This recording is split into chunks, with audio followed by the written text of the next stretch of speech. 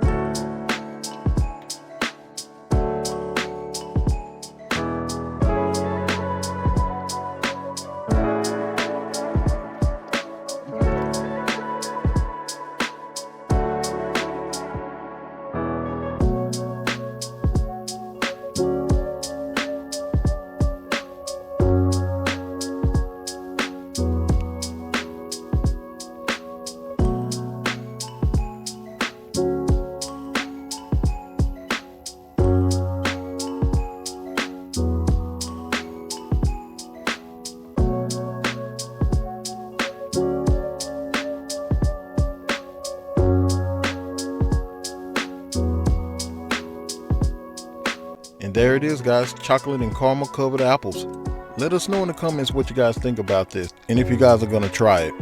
And on the sidebar, I just want to say thank you to you guys for just watching the videos, for your support, whether you're subscribing or commenting or anything you're doing. Thank you guys so much.